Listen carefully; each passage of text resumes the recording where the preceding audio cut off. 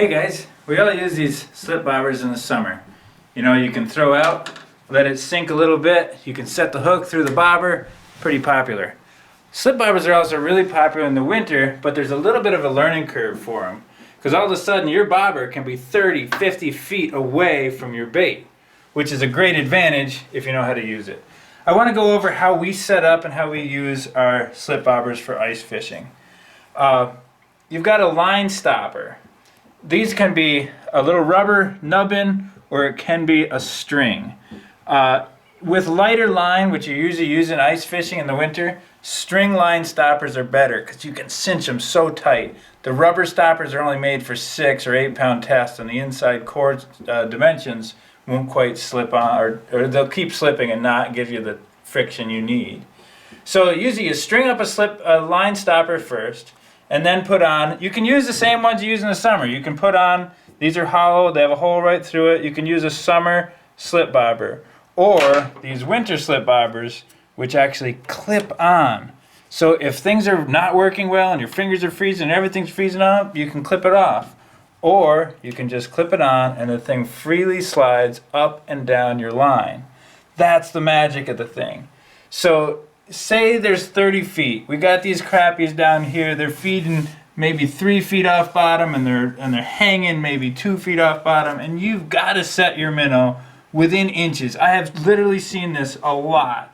It matters within inches if you're in that strike zone of that fish.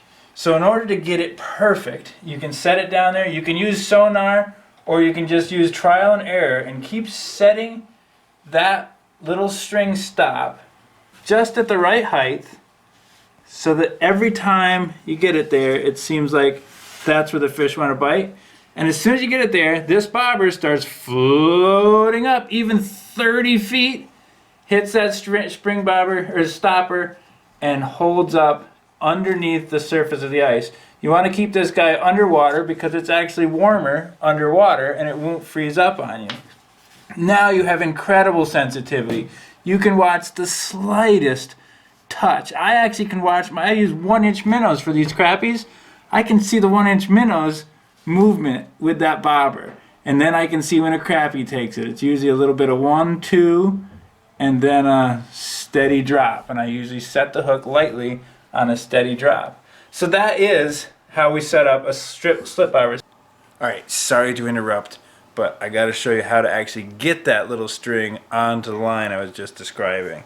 So these are the line stoppers, and when you buy them, or however you get them, they come on the tube. The tube is just to get the knot onto your line. So what you do, before you've tied on your jig or anything, you just, say this is your monofilament line, you slide your line through that tube, pull it up about a foot or so you don't have any worry of that falling off. Pull it up through the tube, pull the tube out. Do you see that action? Now you can take that tube and slide it right off. Throw that away in a safe location. And you've got to moisten this. This knot works really well if it's wet. So we're just going to spit on a little bit, and we're going to pull it really tight. Grab on both these tag ends. They give you enough line on this that you can really wrench that thing down nice and tight. When that's tight, that's what gives you the friction that'll make it hold right there at that 30 feet of water all day long and give you that exact knot location you need. This is plenty long enough to tie it tight, but once you've got it on the way you want it, I cut it about a little bit, about 3/8 of an inch probably of a tag end, just so it's not up in the spool and causing problems as you go along. So get that thing set up. And then I like to tie a swivel on, partially so when the slip bobber, it doesn't slide right down and get right into your lure. So obviously this is dry con line here, but so you're just going to tie your swivel on, and you've got your leader, and here we have a fluorocarbon leader to a treble hook. That's just for a bait presentation. Now when you get to the ice, you can set this knot at whatever height you need it to be at. That could be 30 feet up, and that will go up onto your spool, and you can clip the ice clip bobber, clips right on, runs up and down the line. Or if you have a traditional, like a summer bobber, you would you'd put your knot stop on, thread that on, and then tie your swivel, so it's now that bobber is caught between the knot and the swivel and can free slide. The beauty of these are, on a frozen day when absolutely nothing's working, you just clip it off and fish a traditional way. The other nice thing, the summer type bobbers can get ice built up in them, and this doesn't get ice because there's not that much space for it to get it.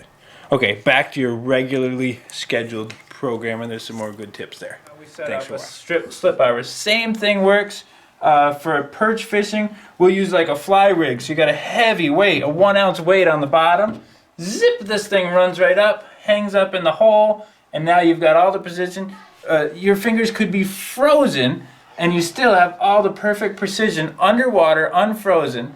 And as soon as you set the hook and reel, this is the magic of it, you start reeling, that knot goes through the eyes and into your reel.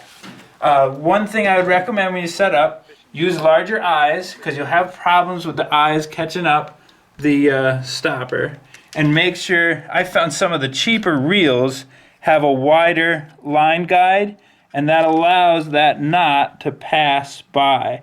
If that's a tight setup, the knot, the stopper, will get caught up there, and then it'll get hung up, and you won't realize it, but you'll have been sliding this thing way down, and then you have to reset it. So it can be a pain. There's a little bit of a learning curve to it, but once you've got it set up, you just get that line stop right at the strike zone. Your bobber floats up, hangs up under the ice, and you have perfect precision every time over time, right to the height you want. It really can work well, but you gotta figure out the tricks to it. So I actually sell on rogersrigs.com what we call the sideshow. We have a fluorocarbon leader with a treble hook and one of these ice fishing bobbers and the line stopper. There's a bunch of other things. Please check out our website. Check out Rogers Rigs, our channel, and like and subscribe. We'll be making more and more of these how-to tricks throughout the winter.